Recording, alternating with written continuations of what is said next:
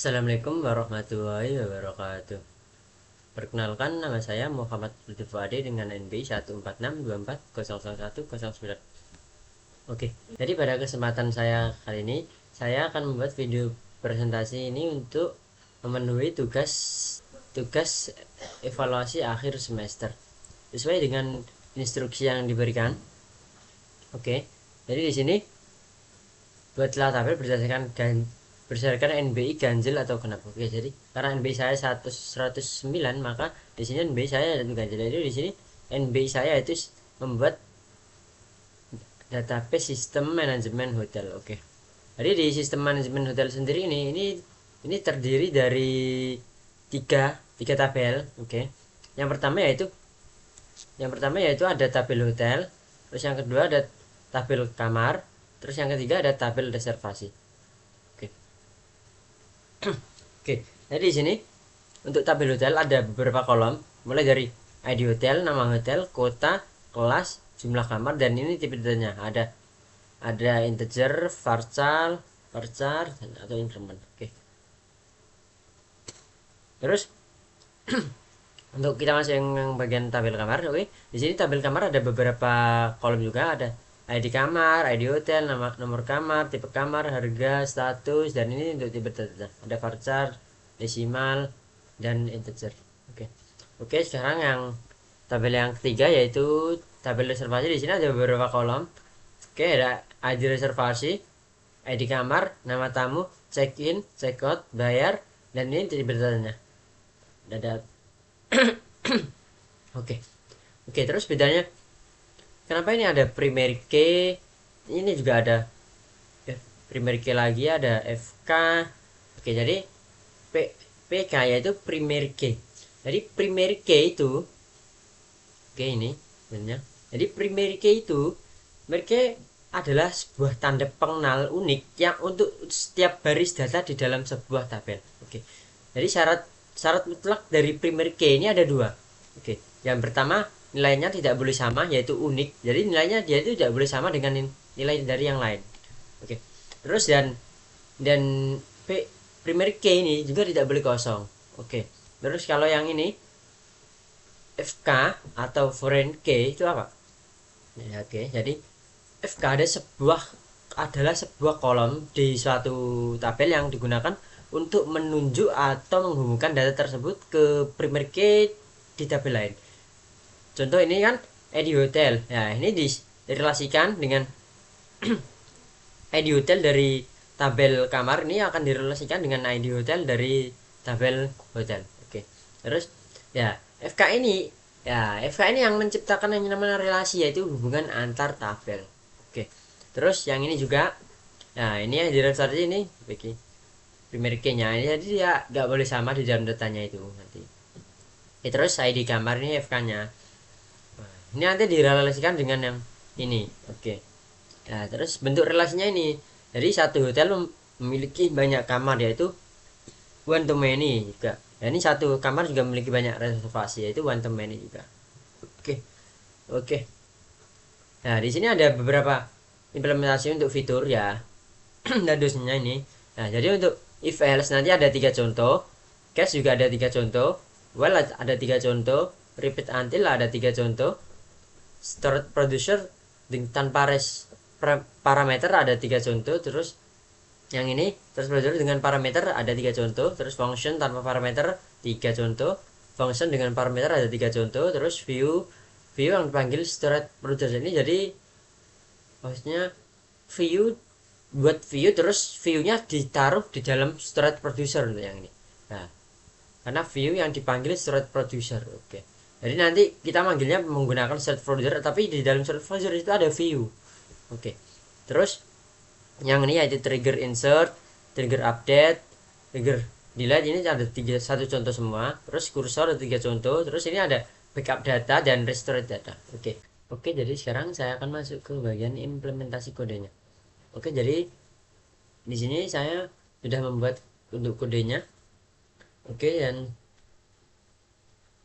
Sekarang saya tinggal, karena saya belum membuat database-nya, jadi pertama perlu membuat database di sini. Dan membuat database bisa menggunakan dua cara, yaitu pertama menggunakan SQL-nya, yaitu query ya. Yang kedua yaitu menggunakan ini tools atau GUI. Nah ini ya, ini klik database, klik, maka isi aja nama database-nya apa, dan nanti create, ntar buat aja. Kalau saya ini akan menggunakan yang SQL-nya ya, maka udah sukses. Oke, sukses. Saya refresh dan ini udah muncul di sini. Nah, ini belum ada apa-apa di bagian tabel ini. Karena ini belum aku isi apapun, baru hanya create database-nya saja. Oke. Di sini ini untuk create tabel yang hotel. Ya, ini sesuai yang dari dosennya ini. Yang pertama, dari dosennya ada ID hotel, nama hotel, kota, kelas, dan jumlah kamar. Oke. Jadi saya jalankan saja. Oke, dan sukses. Oke, di sini saya coba refresh dulu. Nah, di sini muncul. Nah, ini udah muncul. Nah, di sini. Nah, buat tabel pun sebenarnya bisa menggunakan dua cara, yaitu ini menggunakan GUI juga bisa untuk membuat tabel ya. Nah, ini juga bisa buat tabel. Ini tinggal isi aja namanya apa, tipe datanya apa, berapa panjangnya. Ini pakai penting enggak, kalian dicentang aja. Oke. Oke. Terus yang ini yaitu yang tabel yang kedua, yaitu di tabel yang kamar. Oke. Oke, ini jadi sesuai untuk yang ID kamar, ID hotel, nomor kamar, tipe kamar, harga, status. Ya, ini jadi batasannya udah. Nah, oke. Oke, udah sukses. Saya coba refresh lagi. Oke, udah muncul. Nah, ini udah muncul. Oke. Sekarang yang tabel reservasi sesuai yang dari sebelumnya. Oke, ada reservasi di kamar, dan nama tamu, check in, check out, total bayar, dan tipe datanya dan panjangnya. Oke. Oke, jalankan. Oke, dan sukses. Kita cek lagi. Oke, dan udah muncul semua hotel, kamar, dan reservasi. Oke, sekarang nah sekarang kita merelasikan ya. Jadi ini kita sekarang akan merelasikan pakai FK. Nah, ya, karena tadi primary key-nya udah dibuat ya di ID ini, ID hotel, ID kamar, ID reservasi ini. Oke. Nah, sebenarnya foreign key ini ada dua cara. Pertama, bisa menggunakan ini, yaitu hmm, bisa menggunakan SQL. Yang kedua bisa menggunakan GUI. Oke. Yang pertama GUI, buka ini aja. Ini buka. Terus ini manage column. Nah, ini foreign key. Nah, kalian tinggal isi aja namanya apa, referensinya dari mana, terus tabelnya apa itu.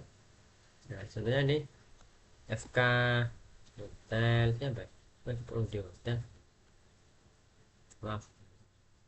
Oke, saya coba. Nah, contohnya ini FK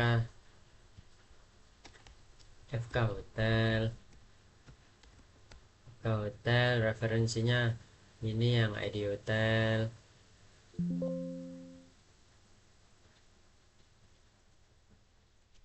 Referensi tabelnya dari hotel. Nah, yang ternyata tinggal di save, nanti akan muncul. Oke. Nah, di sini saya akan menggunakan yang query saja. Oke, ini saya tambahkan. Oke, dan sukses. Oke, saya coba cek dulu apakah udah muncul, dan muncul juga. Oke. Oke, sekarang yang reservasi. Nah, reservasi ini direlasikan di tabel kamar ya. Tabel kamar tadi direlasikan dengan tabel hotel. Oke. Jadi kan satu hotel bisa memiliki banyak kamar, dan satu kamar bisa memiliki banyak reservasi. Oke. Oke, saya jalankan. Oke, dan sukses. Kita coba lihat reservasi. Dan oke, muncul. Oke. Terus. Oke, nah ini untuk insert datanya. Ya, insert data bisa digunakan dua cara. Yang pertama bisa menggunakan GUI, ya ini bisa diisi secara manual aja, diisi. Ini bisa diisi sebenarnya secara manual.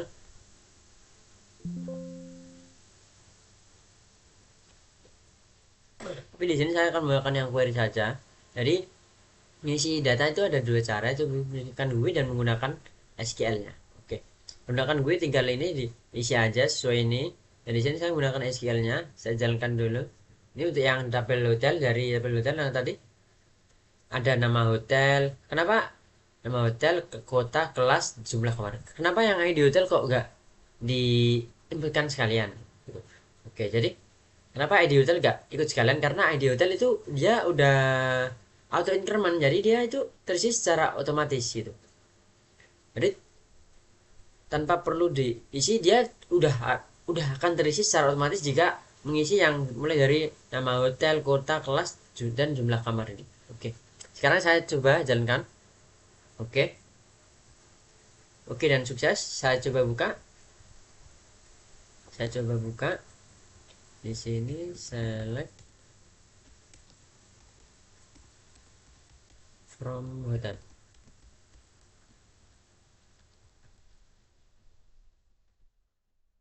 Nah, ini. Nah, ini kan ID hotelnya akan terisi secara otomatis mulai dari 1, 2, 3, 4, 5, dan akan terisi secara urutan mulai dari ini karena saya menggunakan hmm, tipe data in, maka dia terisi dengan tipe data in mulai dari 1 sampai 10 sesuai datanya. Oke. Oke, sekarang yang bagian kamar saya coba isi. Oke.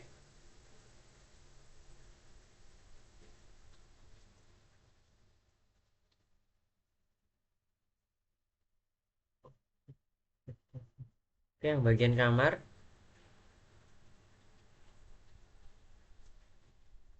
Oke, ini bagian kamar, yaitu ada toko. Nah, ini yang bagian kamar ada nomor kamar, ada ID hotel, nomor kamar, tipe kamar, dan harga dan status. Oke. Oke, jadi kenapa yang di kamar juga ada, karena dia auto increment, menjadi dia tidak perlu diisi dan akan terisi secara otomatis seperti yang tadi. Oke, saya jalankan saja. Cek dan oke, sukses. Oke, saya coba lihat. Nah, untuk melihat ini bisa menggunakan dua cara sebenarnya. Kita bisa di open table aja, klik kanan open table, ya dia akan muncul. Ya, dia akan muncul. Oke. Terus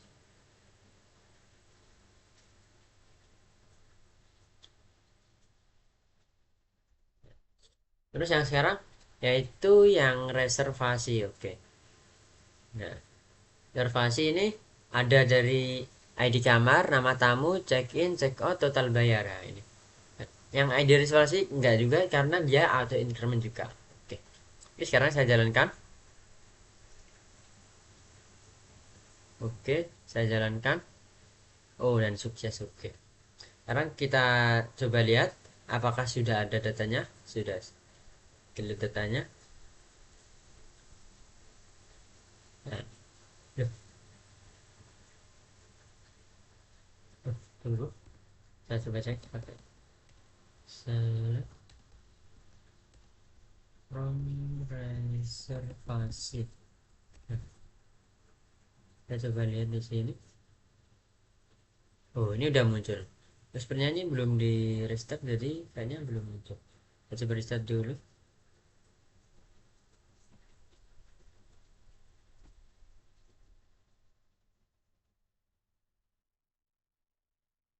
Nah, ini. Oh ya. Ini karena belum di restart, jadi dia belum muncul ya. Ini datanya. Itu yang ID reservasi. Nah, ini untuk yang ID reservasi dari 1, 2, 3, 4, 5 sampai 15 yang terisi secara auto increment atau otomatis. Oke. Oke, sekarang saya akan masuk pada bagian yang if else, ya implementasi ke seluruh fitur. Yang itu yang pertama, yang itu if else. Oke, sekarang saya akan masuk ke bagian implementasi fitur if else. Oke, sekarang lanjut. Oke, sekarang saya akan masuk ke bagian yang implementasi fitur if else. Oke. Apa sih itu if else? Jadi if else itu digunakan untuk melakukan percabangan berdasarkan suatu kondisi. Jadi jika kondisi bernilai benar, maka program akan menjalankan yang kondisinya benar tersebut. Jadi jika kondisinya tidak terpenuhi, juga program tidak akan menjalankan yang kondisinya tidak terpenuhi. Jadi jika if ini benar, maka dia akan menjalankan yang if. Jadi jika if ini salah, maka dia akan menjalankan yang else gitu. Oke. Pada contoh pertama yaitu mengecek status kamar. Oke ya, ini prosedur ini digunakan untuk mengecek apakah sebuah kamar masih tersedia atau tidak. Jadi program ini mengambil status kamar berdasarkan ID dari kamar tersebut. Jadi jika statusnya tersedia, maka sistem akan menampilkan kamar dapat dipesan ini. Nah, selainnya jika statusnya yang lain atau selain tidak tersedia, maka kamar tidak dapat dipesan. Oke, sekarang kita akan menjalankannya. Yang kita coba. Oke. Sekarang kita coba.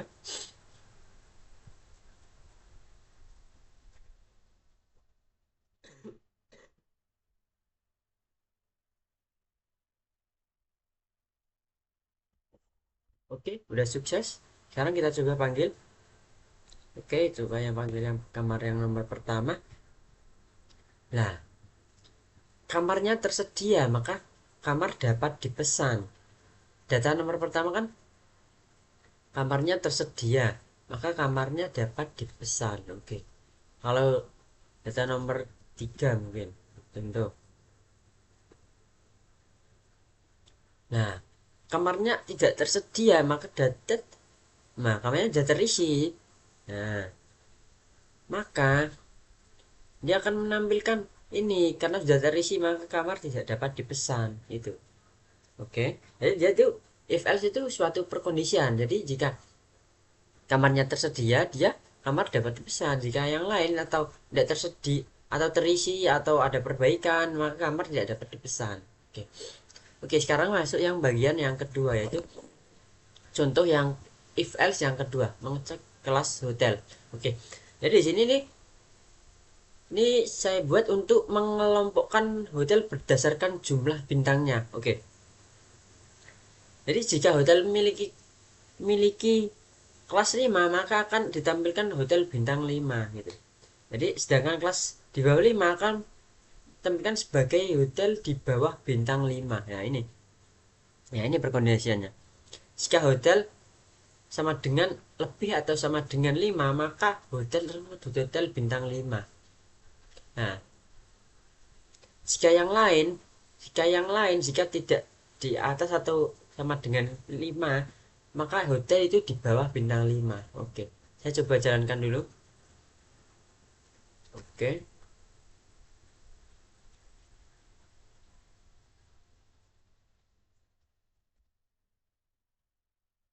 Oke.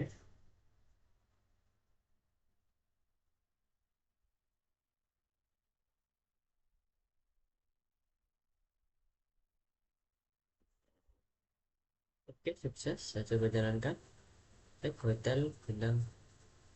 Nah, ini yang kedua kan ini. Nah, yang kedua kan data kedua kan ini hotel bintang 5, maka dia akan hotel bintang 5. Coba saya ubah yang ini dan yang data keempat coba. Yang ID keempat. Nah, ini jadi berdasarkan ID hotel. Nah, ID keempat kan hotel bintang 4. Nah, hotel bintang 3, maka hotel di bawah bintang bintang 5. Oke. Oke. Oke, lanjut yang seterusnya yaitu yang contoh yang ketiga mengecek yaitu mengecek harga kamar ya. Jadi di sini untuk mengelompokkan kamar berdasarkan harga. Jadi jika harga kamar ini lebih dari 1 juta, maka kamar tersebut adalah kamar premium. Nah, sedangkan yang lain kurang atau kurang kurang dari 1 juta ini, maka kamarnya adalah kamar reguler. Oke, sekarang saya akan coba menjalankannya.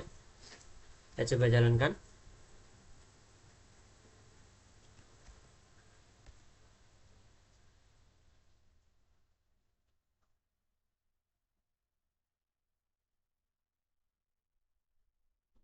Oke, saya coba jalankan. Oke, dan sukses, dan sudah sukses. Oke, kita cek cek harga kamar yang ID 10 dari ID kamar. Nah, kamar premium ID 10 ID kamar itu kita coba lihat. ID 10 ID kamar itu kan kamar premium.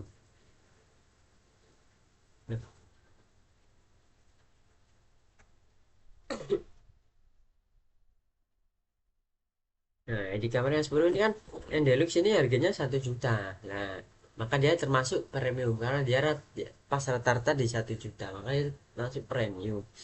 Oke, kita coba yang ID kamar berapa ya? ID kamar 15 ya. Coba yang ID kamar 15. Nah, oke. Kita coba.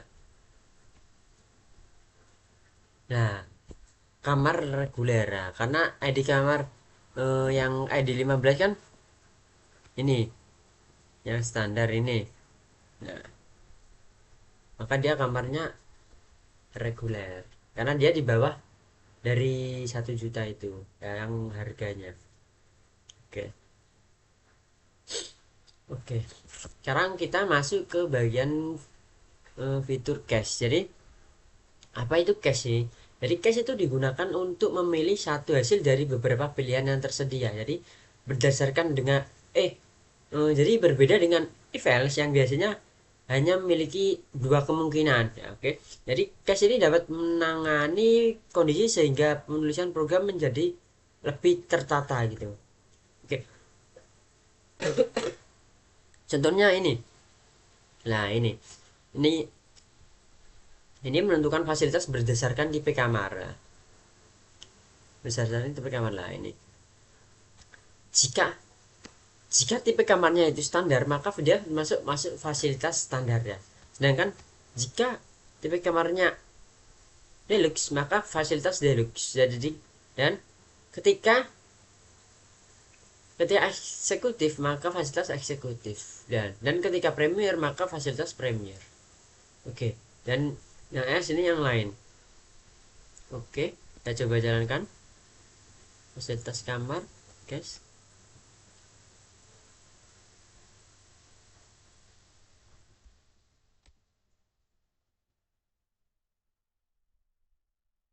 Fasilitas kamar kita jalankan.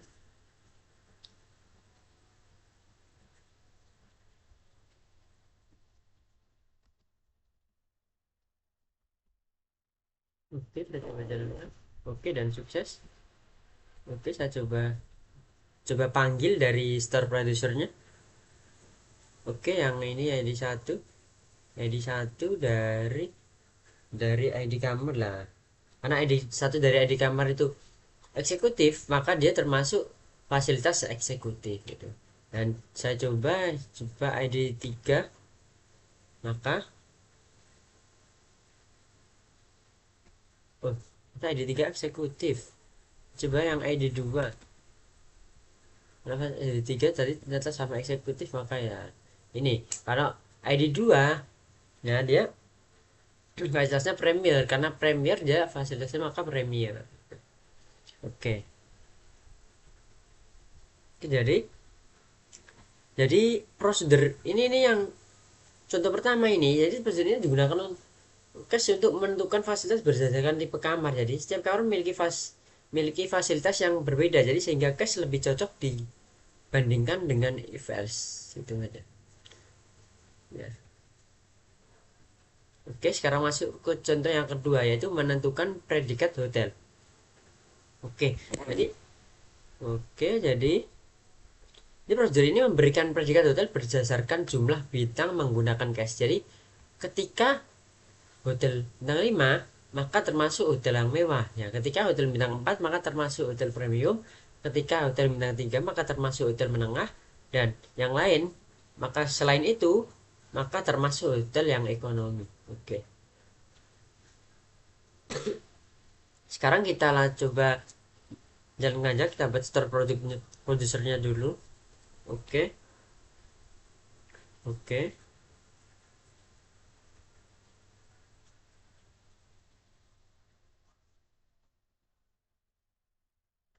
Oke. Oke, sukses. Ya, sekarang kita panggil. Contoh ini ID yang pertama tadi dari hotel bintang 5 maka dia termasuk hotel mewah karena dia ID yang ID hotel yang pertama ini, nah dia kan, nah ini ID yang pertama hotel ini dia kan bintang 5 maka dia termasuk hotel yang mewah. Coba kita ganti yang ID yang ketiga yaitu hotel bintang 4 maka hotel bintang 4 ini, nah yang ketiga hotel bintang 4 maka dia akan memunculkan yang hotel yang premier ini. Nah, hotel yang premier. Kalau coba ID 9 yang hotel bintang 2 maka dia akan termasuk ke hotel ekonomi. Nah, oke. Oke. Oke, yang kita masuk ke contoh yang ketiga yaitu menentukan kondisi kamar. Jadi prosedur ini untuk menentukan kondisi kamar berdasarkan status yang tersimpan pada dataset. Nah, jadi ketika tersedia maka apa itu? Maka akan ditampilkan eh, siap disewa, dan ketika terisi maka sedang digunakan, dan ketika maintenance sedang diperbaiki, dan jika selain dari itu maka statusnya tidak diketahui gitu. Oke, kita coba jalankan dulu. Kita coba jalankan. Oke, kita coba jalankan. Oke. Oke, kita coba jalankan. Oke, dan sukses. Nah, ini kondisi kamar nomor 6. Nah, karena kondisi kamarnya maintenance maka sedang diperbaiki. Kondisi kamar ID dari kamar nomor 6 kan ini. Jadi kamarnya kan ini 6, nomor 6 ini. 3, 4, 5, 6 ini memang maintenance berarti sedang diperbaiki. Coba kalau kita ubah jadi yang 5 atau yang 4 ini. Yang 5 kan tersedia, yang 4 terisi. Oke. Oke, kita coba. Yang 5 kan tersedia. Udah. Nah, nah, maka siap disewa karena dia masih tersedia. Kalau yang 4 tadi kan terisi. Nah, maka dia akan sedang digunakan. Oke, kita coba. Nah, maka dia akan sedang digunakan. Oke. Oke, sekarang kita masuk pada bagian yang well. Jadi, well itu digunakan untuk melakukan perulangan selama kondisi yang ditentukan itu masih bernilai benar. Jadi dia akan melakukan perulangan selalu selama kondisinya itu masih benar. Oke. Oke, sekarang kita akan coba saja. Oke. Ini masuk ke contoh pertama yaitu menampilkan semua hotel satu persatu, yaitu nah, ini menampilkan hotel secara satu persatu. Kita coba langsung.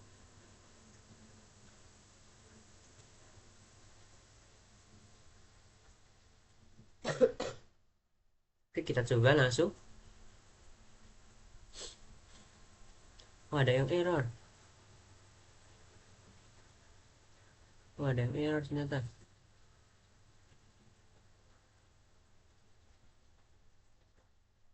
Oke, sukses. Oke, kita coba. Nah, ini. Nah, maka dia akan tampil dari semuanya. Nah, nama hotel, kota, kelas, dan jumlah kamarnya. Ya dia diambil dari hmm, ambil dari ID hotelnya, maka ditampilkan secara satu-satu. Dia akan mengulang dari satu result, satu result, dua, ini ya ID 2, ID 3, ID 4, ID 5. Dia akan melakukan perulangan secara satu, jadi manggil satu per satu dia. Ya, jadi while itu melakukan kondisi perulangan selama kondisi tersebut itu masih benar. Ya, oke. Ya, ini melakukan perulangan selalu Google 8. Nah, saya ini kan menampilkan menampilkan semua hotel satu persatu ya ini. Ya ini jadi setnya nomor ID hotel ini yang dideklarasikan. Nah, itu dipanggil satu persatu jadi bertambah satu. Saya menampilkan ditambah satu ID-nya dari ID 1, ID 2, ID 3, ID 4, ID 5, ID 6, dan seterusnya. Oke. Oke, sekarang kita masuk pada contoh yang kedua. Contoh dari case yang kedua itu menampilkan seluruh kamar, yaitu contoh well yang kedua itu menampilkan seluruh kamar, yaitu nah dia ini ya menggunakan, jadi seperti yang tadi ya, tapi ini menampilkan kamar satu persatu, jadi dari ID 1 sampai ID kamar yang paling terakhir ya itu 15. Kita coba langsung aja, kita langsung coba,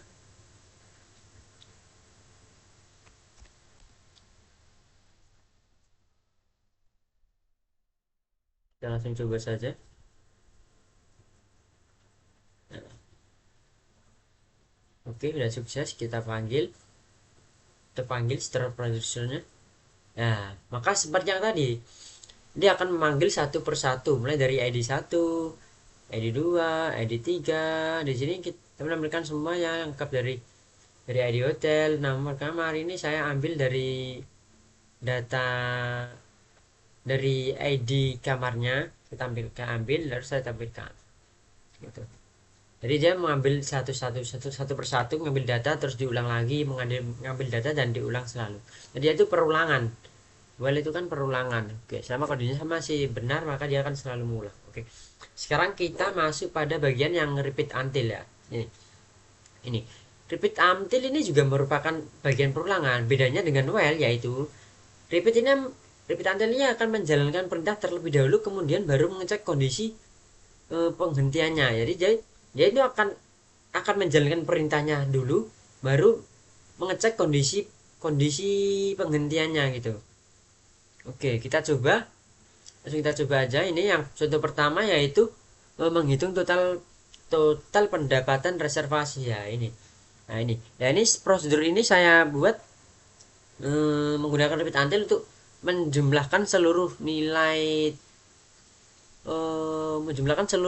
total bayar sehingga diperoleh total pendapatan dari semua reservasi gitu. Oke, jadi untuk perhitungan ya, ini repeat until-nya saya buat untuk perhitungan. Oke. Oke, kita coba langsung saja. Oke, hitung total pendapatan.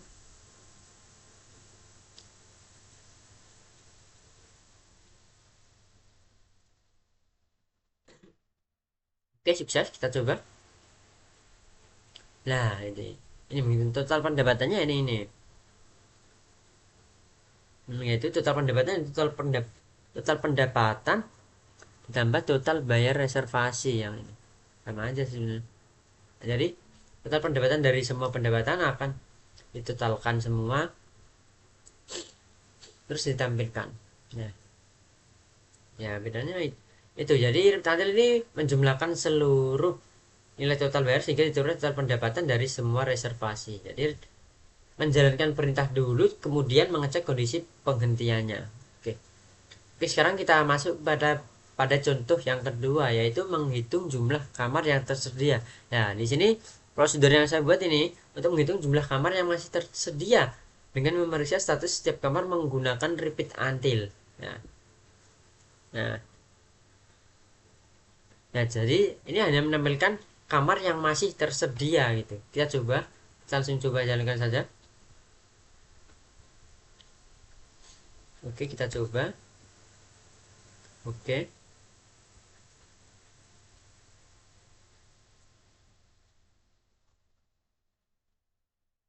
Oke, sukses. Kita langsung coba jalankan. itu jumlah kamar yang tersedia. Kita langsung jalankan. Nah, ada total 8 kamar yang tersedia dari ini kan. Ya, ada total 8 kamar yang tersedia dari ini. Ini ada total 8 kamar dari yang data di tabel kamar yang kita insertkan tadi, yang kita masukkan tadi. Ya, jadi ini dari ID 1 2 terus 5 7 9 10 11 12 ini. Jadi totalnya ada 8. Jadi total ada 8 jumlah kamar yang tersedia. Oke, kita masuk pada bagian yang contoh ketiga. Nah, ini menghitung jumlah hotel bintang 4 dan bintang 5. Jadi ini prosedur ini saya gunakan untuk menghitung jumlah hotel yang memiliki kelas bintang 4 dan kelas bintang 5. Ini nanti akan ditampilkan jumlahnya, ada yang hotel bintang 4 dan hotel bintang 5 dari yang data yang saya masukkan tadi.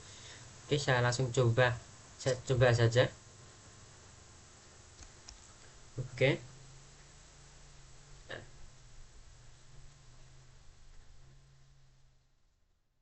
Oke, jangan coba saja. Kita coba jalankan.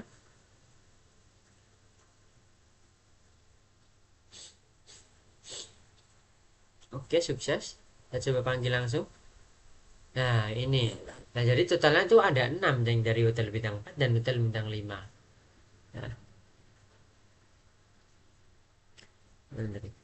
nah ini. Yang dari hotel bintang 5 ada yang dari ID 1, hotel A, hotel B, terus hotel C ini juga hotel bintang 4, bintang 5 masih termasuk, dan ini. Nah, dan ini. Ya, hotel cabang A, B, C ini juga masih termasuk hotel 4 bintang 4. Jadi totalnya ada 6. Oke. Oke. Oke. Terus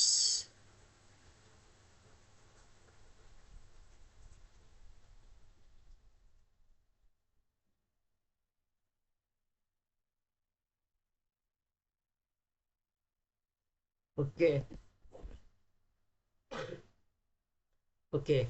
Karena if else, case, while, dan repeat until sudah selesai. Sekarang kita akan lanjut pada bagian yang store producer tanpa parameter. Oke, sekarang saya akan lanjut pada bagian yang berikutnya, yaitu pada bagian storage producer. Apa itu storage producer? Yaitu oke, tadi sebelumnya juga kita sudah menggunakan storage producer kan. Jadi storage producer adalah sekumpulan perintah SQL yang disimpan dalam database dan bisa dijalankan berulang kali hanya dengan satu panggilan saja. Oke, jadi tidak perlu mengulang kode yang sepanjang dan seribet itu. Nah, jadi kegunaan storage producer itu tidak perlu menulis query yang sama yang berkali-kali. Jadi dan membuat programnya itu lebih rapi, terus mempermudah pengolahan data pada database-nya. Oke.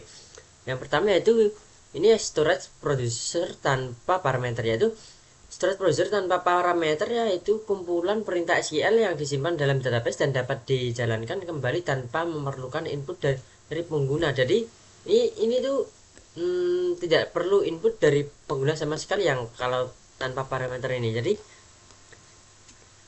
Jadi ini yang ingin ditampilkan informasi itu ya sudah tetap apa yang dari kodenya itu yang ini ditampilkan itu. Oke, sekarang kita masuk yang pada contoh pertama, yaitu menampilkan laporan reservasi. Oke. Nah, ini. Ya, ini digunakan untuk menampilkan laporan reservasi yang secara lengkap. Ya. Jadi prosedur ini menggabungkan tabel dari tabel hotel, terus tabel kamar, terus tabel reservasi, sehingga informasi yang ditampilkan lebih lengkap dibandingkan hanya mengambil data dari satu tabel. Oke, sekarang soalnya ini menggunakan inner join, jadi ini menggabungkan dari tabel yang ada agar informasinya itu tampil secara lengkap. Oke, langsung saja kita coba. Oke, kita langsung coba saja. Oke, langsung kita jalankan.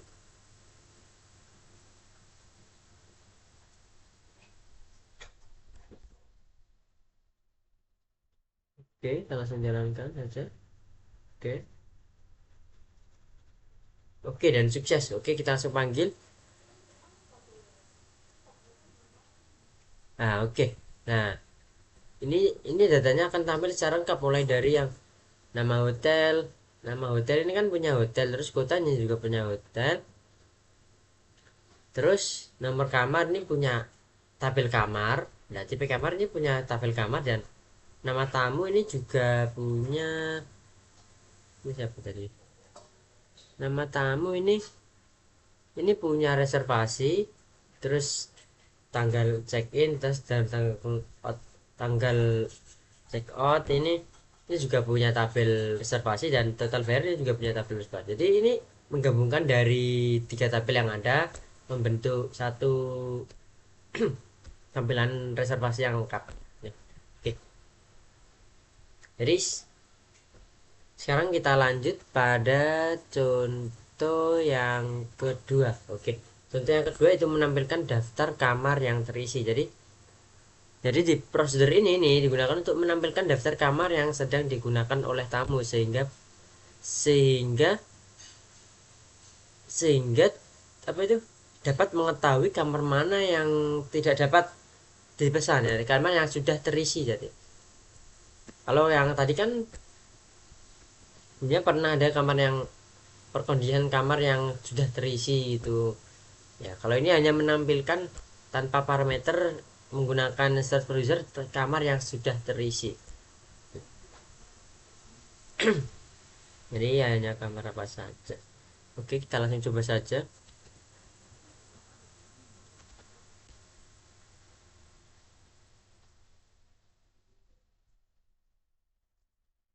Oke, jalankan. Oke, sukses. Oke, kita langsung panggil. Nah,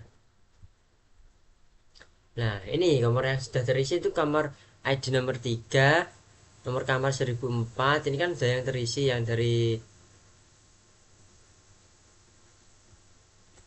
Nah, nah, ini terisi kan nomor ini.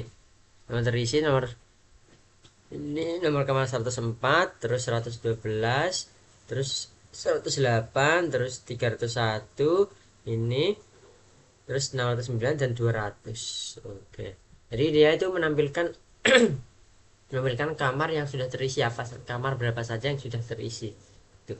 Oke. Oke, sekarang kita lanjut pada hmm, sekarang kita lanjut pada contoh yang ketiga, yaitu menampilkan hotel bintang 3 ke bawah gitu. Oke. Jadi ini menampilkan hotel yang bintang 3 ke bawah, mulai dari nama hotel, kota, kelas kota, dan kelasnya kelas berapa gitu. Oke, langsung saja kita coba. Oke, kita langsung coba saja.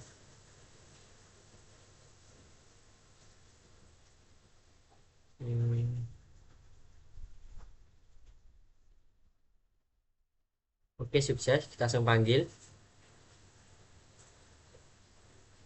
Oke, dan muncul juga ini. Nah, ini hotel yang menampilkan hotel yang bintang 3 ke bawah, maka ini ya ada hotel D, hotel E kelas 3, kelas 3 semua, sama hotel cabang D sama hotel cabang E kelas 2 ini. Nah, ini. Oke. Oke, terus sekarang kita masuk pada bagian yang storage procedure storage procedure dengan parameter. Oke. Kalau tadi kan tanpa parameter, sekarang dengan parameter. Jadi storage jadi kesimpulan dari storage procedure sama parameter itu, jadi dia itu tanpa memerlukan input dari pengguna. Kalau dengan parameter ini, dia itu memerlukan inputan dari pengguna, bukan masukan dari pengguna gitu. Nah, jadi membutuhkan input dari pengguna sehingga hasil yang ditemukan itu dapat berbeda sesuai nilai parameter yang diberikan. Oke, kita masuk contoh yang pertama, yaitu yaitu mencari hotel berdasarkan kota. Nah ini mencari hotel berdasarkan kota ya, ini pencarian hotel berdasarkan kota. Contohnya kalau memanggil Surabaya nanti menampilkan hotel Surabaya di mana saja gitu. Oke, sekarang langsung kita coba saja.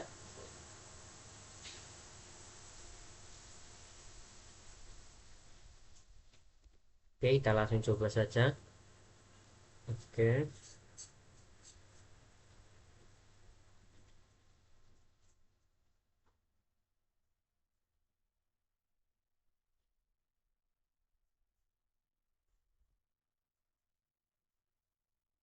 Oke, sukses. Kita panggil. Contohnya ini cari hotel berdasarkan kota Surabaya. Nah, ini muncul. Kota Surabaya ini muncul. Nah, coba saya ganti jadi kota apa ya? Kota Malang gitu.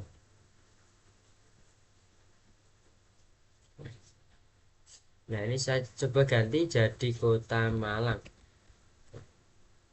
Saya jalankan. Nah, makanya tampil ada kota Malang. Jadi kayak sistem pencarian di beberapa aplikasi gitu. Ya, terus oke, kita lanjut pada contoh yang kedua. Ya, ini pada contoh yang kedua. Oke, yaitu cari kamar berdasarkan tipe lah. Ini kalau tadi kan cari kamar berdasarkan kota lah. Ini pencarian berdasarkan tipe kamarnya yang apa. Kalau tipe kan ada eksekutif, premier, deluxe, dan standar itu. Nah, sekarang kita coba saja. Langsung coba saja. Oke, oke,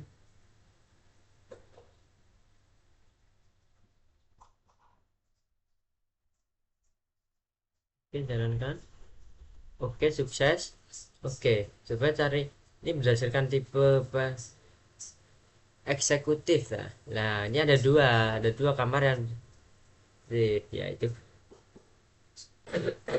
nomor kamar 902 dan nomor kamar 104 ya. Statusnya ini yang satunya tersedia dan satunya terisi. Coba kalau standar.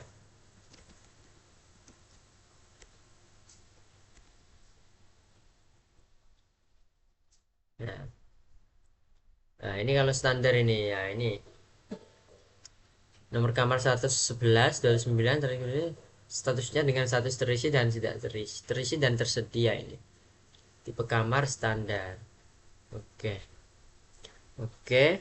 Sekarang kita masuk pada contoh yang ketiga.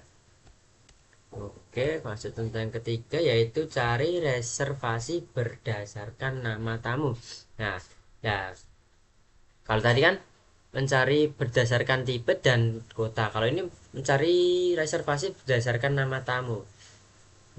Jadi gunakan sehingga apa itu kayak pencarian. Kalau contohnya pegawainya butuh ditanya dari orang, kita butuh mencari nama ini kamar berapa gitu. Nah, sekarang kita langsung coba saja.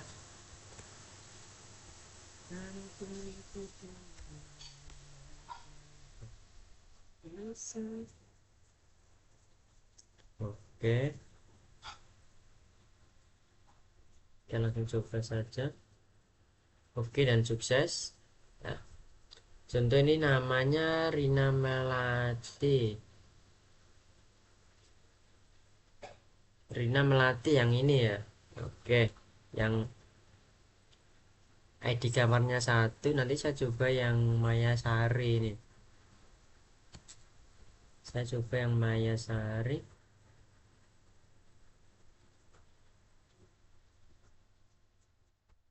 Oke, gimana tadi? Nah ini.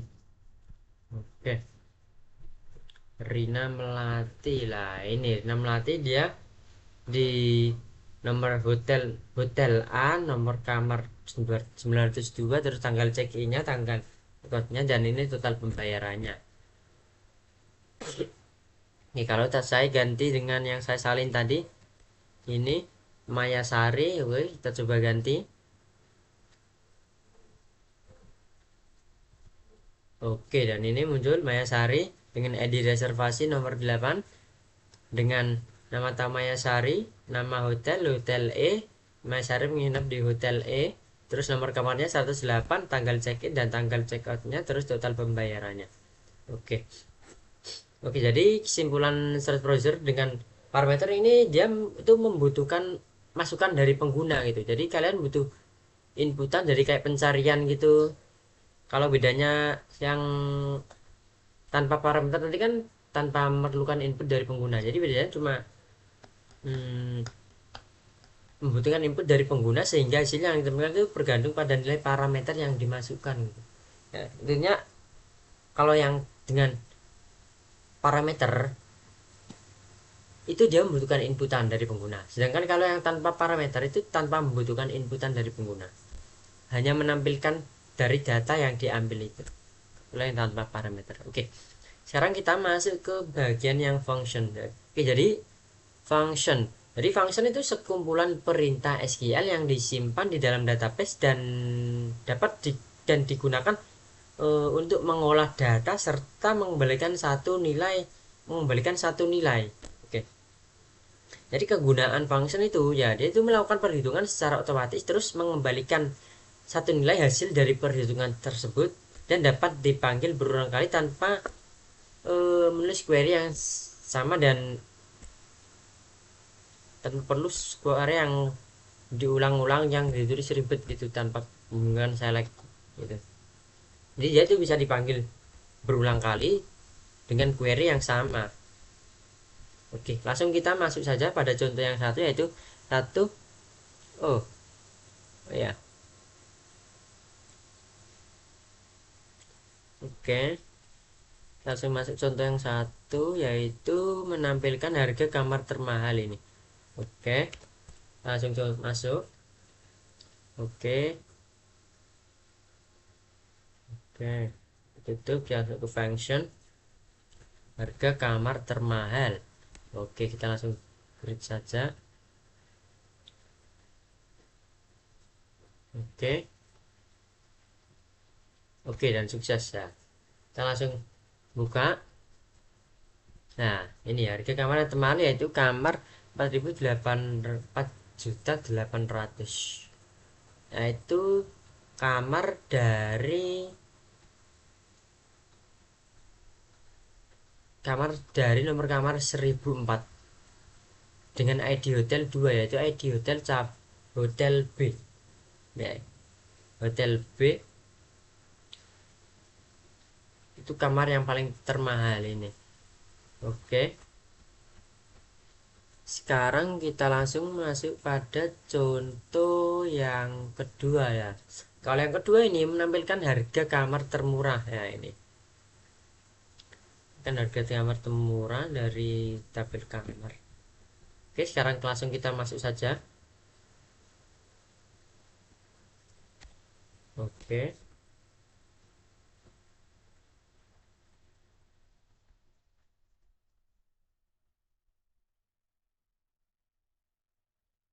Harga kamar termurah. Oke. Oke, udah sukses. Nah, oke.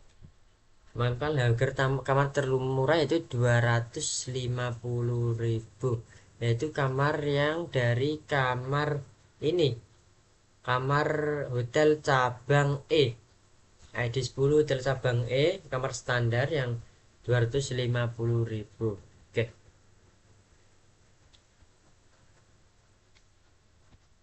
Oke, terus nah, oke, kalau tadi kan menampilkan harga kamar termahal yang ini. Ya, yang ini 4.800.000. Kalau yang ini menampilkan harga kamar termurah yaitu 250.000. Oke. Terus kita masuk pada bagian contoh yang ketiga, itu menghitung rata-rata harga kamar. Oke, kita langsung masuk saja pada functionnya.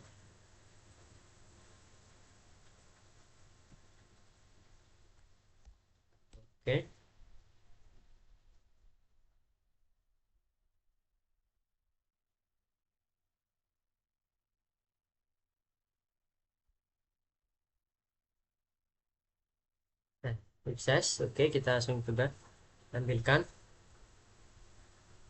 Oke, jadi rata-rata harga kamar yaitu gini, 1.183.333. Oke, nah inilah contoh dari apa itu, function tanpa parameter. Jadi tidak membutuhkan inputan sama sekali, hanya menampilkan dari data yang ingin ditampilkan dari kode tersebut. Oke, nah ini kalau tadi yang contoh pertama yaitu menampilkan harga kamar termahal, terus yang contoh kedua menampilkan harga kamar termurah. Ya, yang ini yang contoh ketiga menghitung rata-rata harga kamar. Oke, sekarang kita masuk dengan function, kita masuk ke bagian function dengan parameter. Oke, jadi parameternya seperti yang tadi, yang select producer itu membutuhkan inputan dari pengguna dan menghasilkan satu nilai berdasarkan parameter tersebut. Oke. Nah,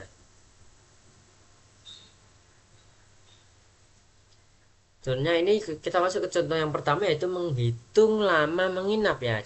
Function ini untuk menghitung berapa tamu lama menginap, menghitung lama menginap tamu tersebut ya. Menghitung lama menginap tamu. Nah, berdasarkan ID reservasi ini. Ya, oke, kita langsung coba saja. Oke, hitung lama menginap. Kita langsung jalankan.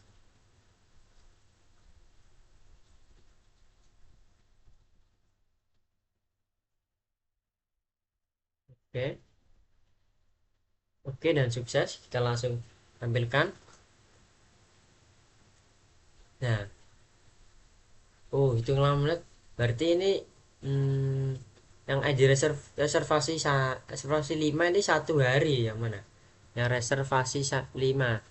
1, 2, 3, 4, 5. Yang Eka Putra ini dari tanggal 5 ke tanggal 6. Berarti cuma 1 hari. Kita coba yang ID 6 ini dari tanggal 6 ke tanggal 8. Oke. Dari tanggal 6 ke tanggal 8 ini nih. Berarti ini maka 2 hari. Nah, oke. Itu benar 2 hari. Kita coba lagi. Kita coba lagi.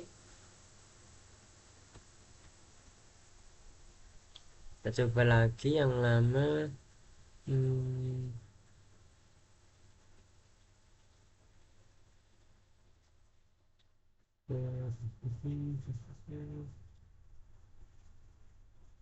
kita coba yang mana? Yang ini. Berapa ini?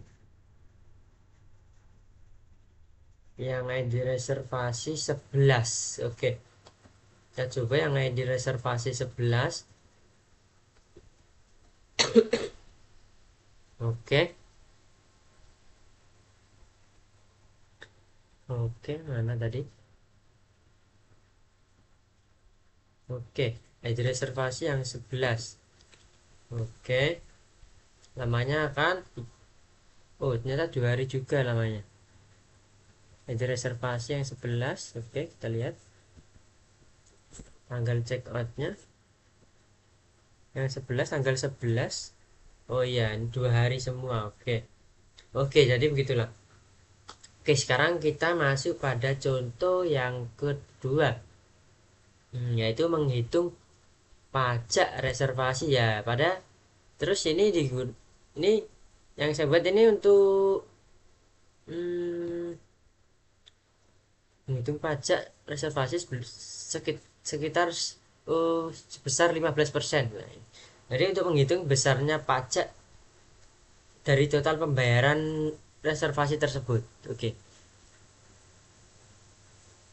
Oke, jadi total bayarnya ini akan dikalikan dengan pajaknya yaitu 0, yaitu 11, sebesar 11%. Oke, kita langsung coba saja.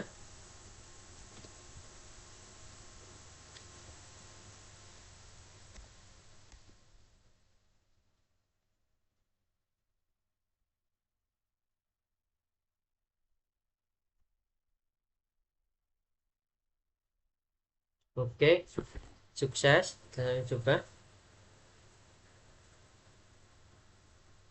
Nah, ini dari reservasi ketiga, ini pembayaran asalnya berapa ya? Reservasi ketiga kan 900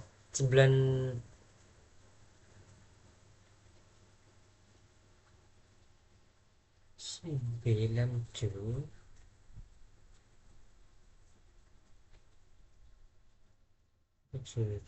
960.000, 9 juta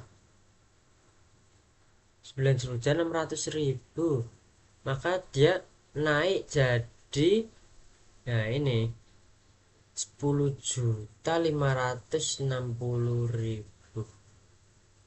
Iya, 10. Oh iya, dia 900, maaf, 900 naik jadi 1.560.000. Oke, kita coba yang reservasi yang satu gitu. Pajak reservasi yang satu lah. Ini 4.620.000. Oke, yang asalnya cuma cuma 4.200.000, naik jadi karena ada pajak jadi pembayarnya 4.620.000. Oke. Oke, sekarang kita masuk pada contoh yang ketiga, yaitu menghitung diskon hotel. Oke. Jadi jika harga kamarnya lebih dari 2 juta, maka diskonnya sebesar 10%. Ya, jika harga kamarnya lebih dari 1 juta, maka diskonnya sebesar 5%. Oke. Kalau selain dari ketentuan ini, maka tidak dapat diskon. Oke, sekarang kita langsung coba saja.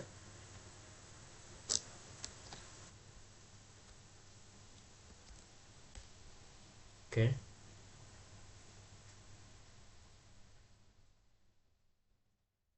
Oke.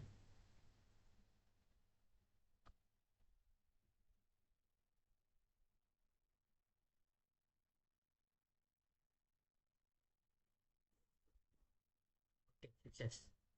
Oke, sekarang saya coba. Contohnya ini yang nomor 3 dari ID kamar. Nah, ini mendapatkan diskon sebesar 480.000. Kalau coba saya coba yang ID kamar 1 contohnya. Nah, maka dia mendapatkan diskon sebesar 420.000. Oke. Oke, sekarang kita langsung masuk ke bagian yang berikutnya, yaitu pada bagian view. Oke, bagian view yang dipanggil dengan store producer. Oke. Oke. Bagian view sendiri ini adalah tabel virtual yang dibuat dari hasil query pada satu atau lebih tabel. View sendiri ini tidak menyimpan data secara fisik, tapi hanya menyimpan perintah select, sehingga data yang ditampilkan itu selalu mengikuti isi dari tabel aslinya gitu. Oke, dari kegunaan view ini sendiri yaitu untuk mempermudah menampilkan data yang sering digunakan, terus menyederhanakan query yang kompleks, menampilkan data dari beberapa tabel itu dalam satu tampilan, dan mempermudah pembuatan laporan juga. Oke, jadi dan pada tugas saya ini view tidak dipanggil secara langsung ya, tapi melalui storage producer. Jadi view sendiri ini di sini nanti sebagai penyedia data atau sebagai tabel virtual. Sedangkan storage producer ini pada ini nanti digunakan untuk menampilkan isi view kepada pengguna menggunakan perintah memanggil producer. Dengan cara ini query menjadi lebih rapi dan mudah digunakan kembali dan lebih mudah dipelihara. Oke, sekarang kita langsung masuk pada bagian contoh yang pertama, yaitu view daftar kamar beserta hotel ya. Jadi View ini dibuat dengan menggabungkan tabel hotel dan tabel kamar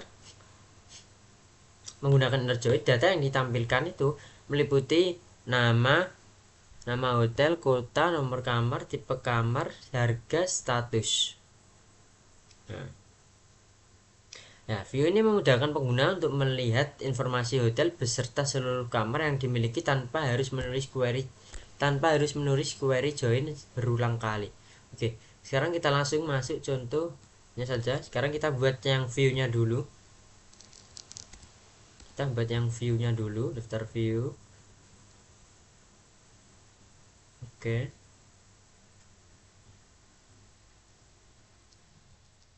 Oke, sukses. Sekarang kita buat yang prosedurnya dulu, storage producer. Prosedurnya dulu.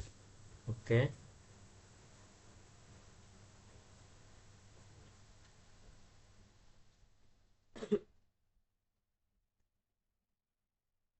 Oke, dan sukses ya. Sekarang kita coba panggil dari storage producernya untuk menampilkan yang ada di dalam view tadi. Lah, ini maka udah bisa tampil. Ya, datanya udah bisa tampil dari hotel A sampai dari data kamar itu ada kamar berapa yang harganya juga dari tabel kamar dan tabel hotel dan tabel kamar ini. Oke. Oke, di sini tampilkan semua dari apa itu? Dari tabel kamar. Oke. Oke. Sekarang kita lanjut pada view yang kedua, yaitu view reservasi aktif. Hmm, jadi jadi view ini menggabungkan tabel reservasi kamar dan hotel menggunakan inner join. Data yang ditampilkan berupa nama tamu. Jadi ini menampilkan reservasi, nama tamu, nama hotel, check in dan check out. Jadi ini untuk inner join juga, untuk menampilkan data dari tamu, yang reservasi, yang melakukan mereservasi. Jadi view ini memudahkan pengguna untuk melihat informasi tamu yang melakukan reservasi beserta hotel tempat mereka menginap. Oke, sekarang kita coba aja. Kita coba buat view-nya dulu, view data tamu.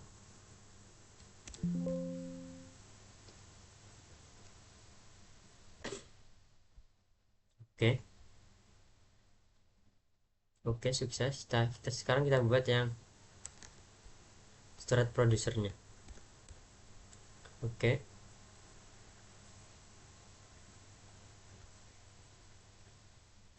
Oke, dan sukses. Sekarang kita coba panggil storage producer yang ada isi dari view yang tersebut. Oke, kita coba. Nah, ini udah tampil. Nah, ini mulai dari yang apa ini, nama tamu, nama hotel, check in dan check out, ya, sesuai yang ada di view tadi.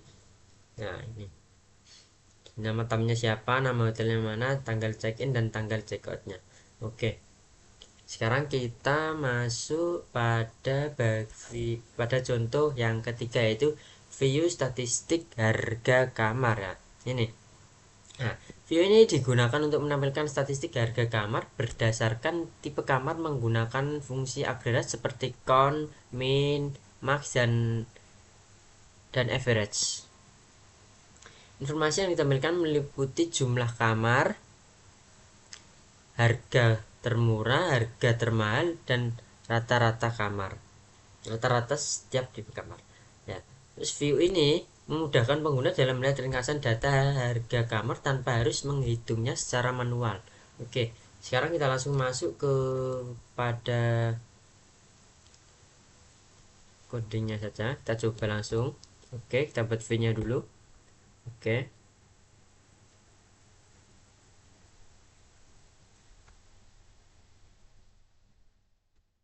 Oke, sekarang kita buat start producernya.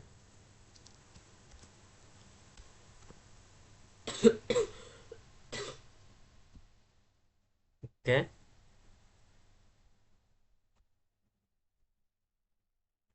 Oke, dan sukses. Sekarang kita coba panggil, tampilkan statistik ya. Tampilkan dari panggil dari storage producer nanti. Nah, dan ini muncul. Oke. Nah, ya. Nah, ini tipe kamarnya apa saja?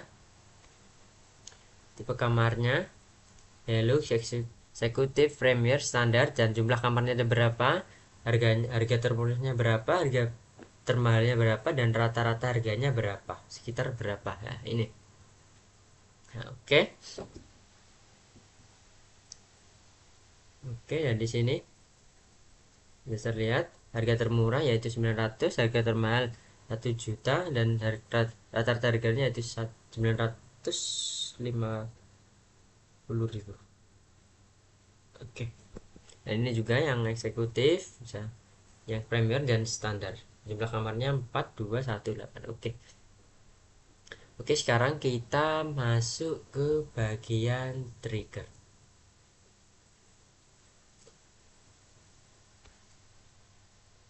Bagian trigger ya tuh. Oke. Jadi trigger adalah kumpulan perintah SQL yang akan dijalankan secara otomatis ketika terjadi suatu peristiwa pada tabel seperti insert, update, atau delete. Jadi kegunaan trigger ini yaitu untuk mengotomatisasi proses dalam database, menjaga konsistensi data, dan mengurangi pekerjaan yang dilakukan secara manual. Jadi, nah, oke. Sekarang kita masuk ke contoh trigger insert. Nah, ini. Nah, ini. Nah, di sini program trigger insert saya ini dijalankan secara otomatis setelah data baru ditambahkan ke tabel reservasi. Jadi, pada program ini ketika terdapat reservasi yang baru, maka sistem akan secara otomatis mengubah status kamar yang tadinya dari terisi berdasarkan ID kamar yang dipesan. Jadi nanti kamar yang dipesan nanti tidak dapat dipesan kembali oleh tamu lain. Oke. Jadi jika ada reservasi yang baru, nanti tidak akan jadi statusnya kamar dari yang sasana dari tersedia nanti jadi terisi. Oke. Dan tidak bisa dipesan oleh orang yang lain. Oke, sekarang langsung kita coba saja trigger reservasi. Oke.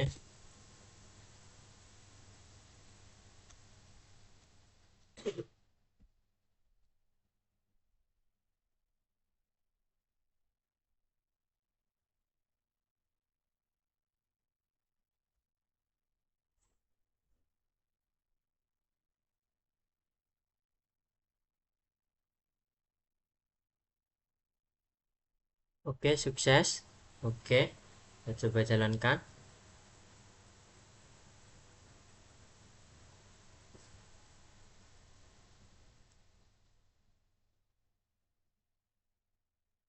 Oke, sudah sukses. Oke, kita coba tampilkan. Nah, yang asalnya dari statusnya sebelumnya jadi dari tersedia sekarang jadi terisi. Yang di kamar yang 11, yang nomor kamar 404. Nomor kamar 404. Nah, ini. Asalnya dari tersedia, sekarang dia jadi terisi. Oke. Oke, terus. Nah, oke. Sekarang kita masih pada bagian yang trigger update. Nah, jadi trigger update ini jalankan secara otomatis ketika data pada tabel reservasi diubah. Jadi contohnya ada data reservasi, ada tamu yang mau pindah kamar, maka asalnya dari kamar itu dari tersedia jadi terisi, atau dari terisi jadi tersedia gitu. Oke. Dengan cara ini data selalu tetap sesuai dengan kondisi sebenarnya. Jadi data tidak menetap dan sesuai dengan kondisi apa yang ada di data itu. Oke. Oke, sekarang kita langsung coba saja.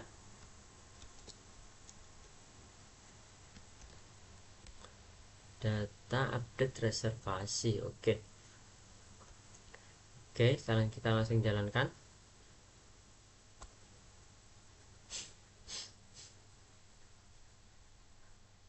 Oke, sekarang saya coba lihat dulu data kamarnya. Nah,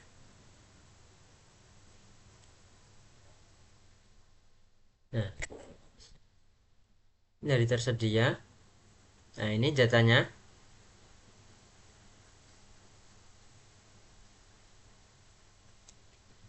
Nah, ini datanya. Ini saya screenshot dulu. Oke. Nah, sekarang saya coba update dulu. Dan saya coba tampilkan datanya. Nah, dan kita lihat apakah datanya berubah.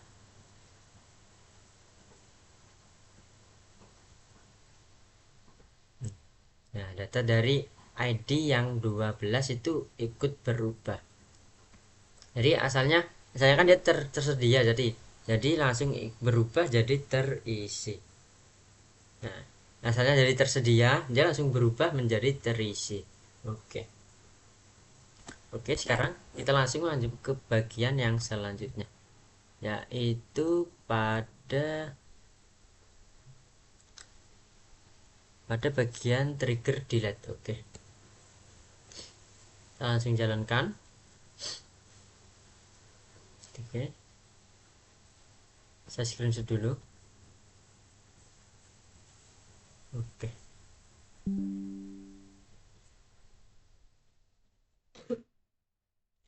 trigger delete. Oke.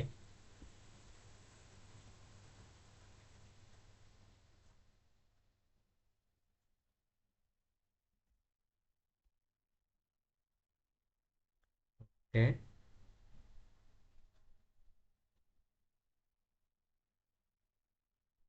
Nah, dari trigger delete ini, nah, jadi jika trigger ini jalankan secara otomatis ketika data reservasi dihapus, Pak.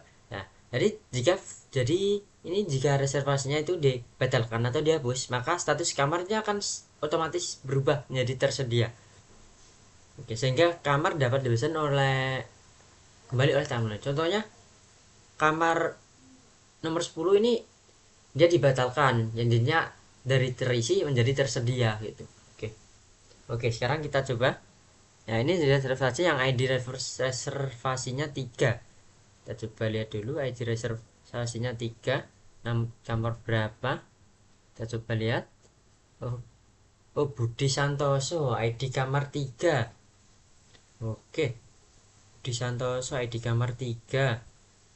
Nah, ini ID kamar 3 yaitu kamar 1004. Oke, kita langsung jalankan dan kita panggil ID kamar 3. Nah, asalnya dari terisi dia berubah jadi tersedia. Oke. Oke. Oke, sekarang kita masuk pada bagian yang selanjutnya, yaitu pada bagian kursor. Nah, kursor adalah fitur pada MySQL sendiri yang digunakan untuk mengambil dan memproses data satu baris atau recording demi satu baris dari hasil query. Jadi penggunaan kursor ini untuk membaca data secara berurutan, terus memproses setiap recording satu persatu. Jadi data digunakan jadi digunakan itu ketika setiap data memerlukan pengolahan secara individual. Oke. Oke, kita langsung masuk ke bagian yang pertama, yaitu contoh yang pertama, yaitu membaca semua reservasi dan menentukan kategori lama menginap. Ya, jadi sini itu kursor membaca seluruh data pada tabel reservasi satu persatu. Terus kemudian sistemnya akan menghitung lama menginap menggunakan selisih antar tanggal check-in dan tanggal check-out. Ya, dan lama menginap ini dikelompokkan menjadi 1 malam, 2 malam, lebih dari 2 malam gitu. Oke, jadi tujuan dari kursor ini itu untuk mengetahui kategori lama menginap setiap tamu. Oke, sekarang kita langsung masuk saja pada contohnya. Oke. Oke. Trigger ini kursor. Oke, kursor kategori lama menginap. Oke, oke.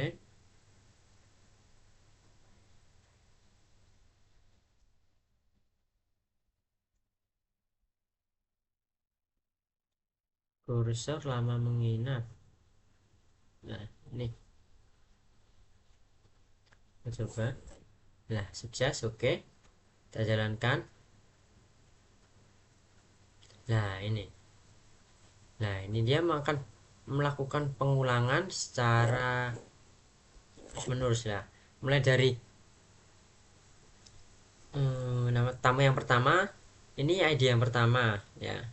Arina Melati, lama menginap satu, kategori satu malam ya. Ini lebih dari tiga, lebih dari 2 malam. Terus ini juga satu malam, terus 1 malam, ini 2 malam, ini dua, ini dua, terus ini dua lagi, satu, dua, dua, dua, dua. Oke, nah ya, oke. Nah ini gitu, 15, ini dua, jadi mengkategorikan itu. Jadi jika lama menginap satu, maka dia kategorinya masih 1 malam. Dan dia lama menginap dua, maka masuk kategori 2 malam. Dan kalau selain dari ini, maka masuk dari kategori lebih dari 2 malam. Gitu, gitu. Oke, oke, oke. Sekarang kita masuk pada contoh yang kedua, yaitu membaca semua kamar dan menentukan kategori harganya. Oke. Jadi kursor ini akan membaca seluruh data pada tampil kamar satu persatu ya. Akan membaca data kamar satu persatu, terus kemudian sistem mengelompokkan harga kamar ini menjadi 3 kategori, yaitu ini 3 kategorinya, yaitu jika kurang dari 500 maka dia termasuk murah, dan jika kurang dari atau sama dengan 1 juta maka kategori harganya yaitu sedang. Nah, selain dari kategori ini maka dia termasuk kategori yang mahal. Oke, sekarang kita langsung implementasikan saja. Oke,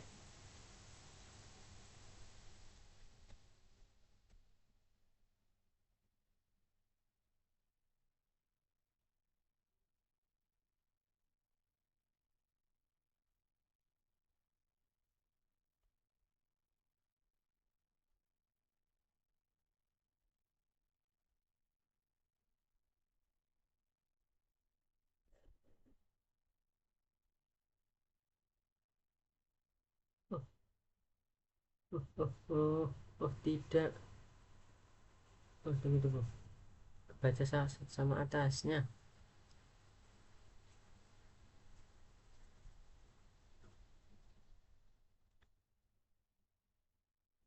Membaca semua kamar, ini kan kursor kategori harga kamar mana, tunggu, kategori harga kamar kita hapus dulu. Oke, kita coba buat lagi. Oke, kita jalankan lagi.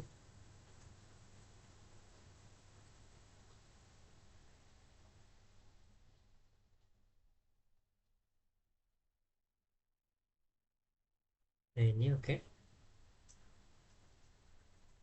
Oke, sukses. Kita langsung coba panggil.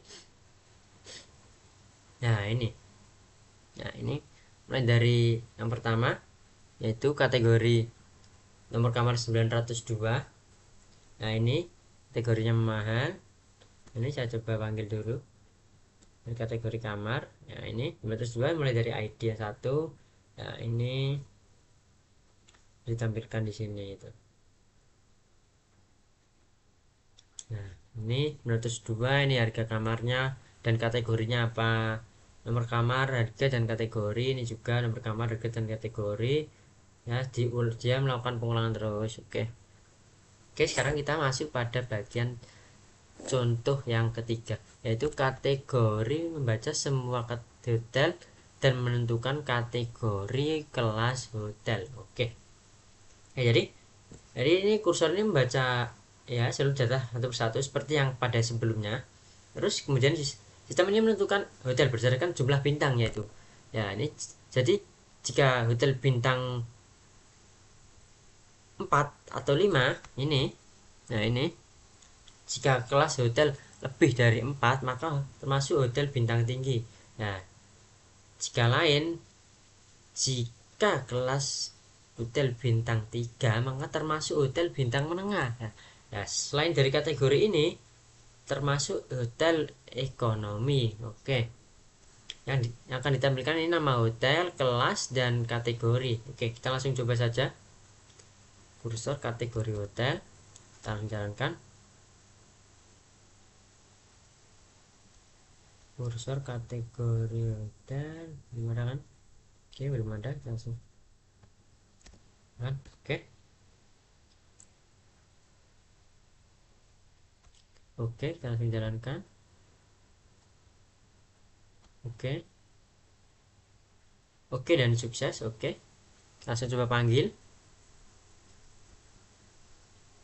Nah, oke. Nah, ini hotel A ini kelas 5 termasuk hotel bintang tinggi jika hotel B kelas 5 hotel tinggi ya, ini hotel C kelas 4 hotel bintang tinggi juga lah. Ini hotel D kelas 3 hotel bintang menengah ya. Ini kelas E juga bintang menengah. Ini juga yang tinggi.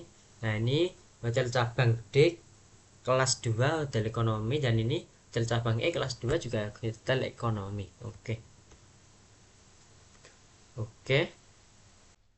Oke, karena kita tadi sudah ke bagian kursor, sekarang kita lanjut pada bagian yang backup dan restore database. Oke.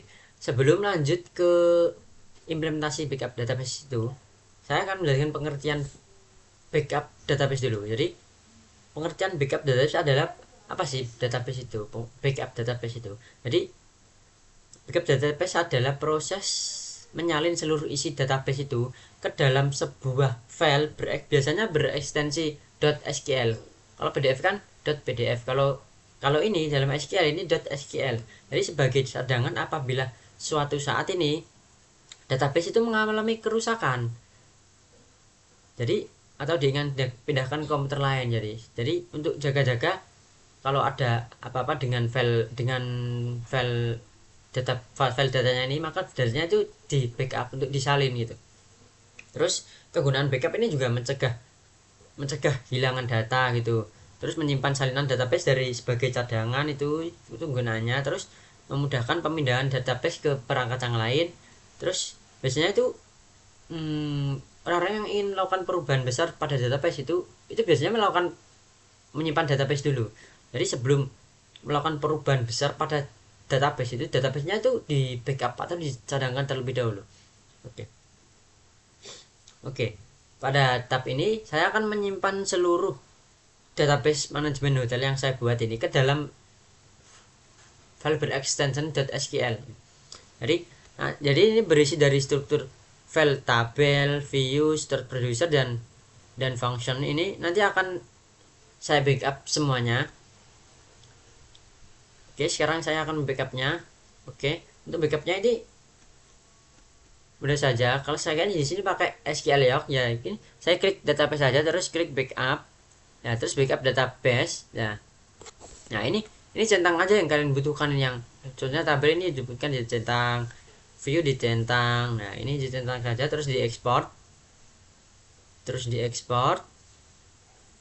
Nah, kalau udah selesai, kita close saja. Kita lihat apakah udah ada. Nah, ini database-nya udah ada. Oke, terus kita masuk ke bagian yang restore database. Sebelum masuk juga ke implementasi, saya jelaskan dulu pengertian dari restore database ini. Jadi restore database itu untuk mengembalikan database ini dari file backup. Jadi file yang tadi saya backup itu nanti saya restorisasikan gitu. Nanti saya kembalikan lagi gitu. Kegunaan restore sendiri itu mengembalikan database yang terhapus, terus memulihkan database yang rusak itu juga bisa. memindahkan database ke komputer yang lain itu juga bisa, dan mengembalikan data dari hasil backup ya itu juga bisa. Nah itu jangan masuk dalam kegunaan ya mengembalikan data gitu. Kegunaannya mengembalikan data. Kalau backup kan kegunaannya kan menyimpan data doang sebagai cadangan gitu. Oke. Oke, jadi pada tab ini saya akan mengimplementasikan bagaimana caranya di SQL Log-nya. Oke. Pertama saya akan coba hapus dulu untuk database saya yang ini. Kan tadi sudah saya backup, saya hapus dulu. Oke. Oke. Di sini saya buat dulu nama database-nya manajemen hotel. Oke, udah sukses. Dan di sini saya akan merestore database-nya. Gitu. Oke, tadi kan udah database-nya udah saya backup. Terus sekarang saya akan menginput database-nya, merestore. Nah, ini database-nya. Nah, yang ini. Nah, saya execute. Dan saya jalankan. Oh, dan sukses. Oke. Sekarang saya coba restart dulu. Nah, ini muncul. Nah, jadi pada tab restart ini saya mengambilkan semua database itu yang saya lakukan tadi, yang saya simpan itu saya kembalikan semua. Jadi mulai dari tabel hotel, tabel kamar, tabel reservasi, datanya juga ini semua akan kembali. Nah, semua ada data itu akan kembali itu. Terus ada view juga ini, terus ada start producer dan ada function juga, ini akan kembali dari dan trigger juga dari file yang saya backup sebelumnya. Terus saya lakukan database-nya akan tetap sama gitu. Jadi hanya berfungsi sebagai salinan saja. Jadi kesimpulannya itu backup itu digunakan untuk salinan database sebagai cadangan, sedangkan restore itu mengembalikan database dari file yang di backup gitu. Dari file yang disalin gitu. Ya, backup itu jadi disalin, terus sedangkan yang restore ini di paste lah, seharusnya gitu, salin dan paste ya. Oke, mungkin itu saja, sekian dari saya, mohon maaf jika ada kata yang salah. Wassalamualaikum warahmatullahi wabarakatuh.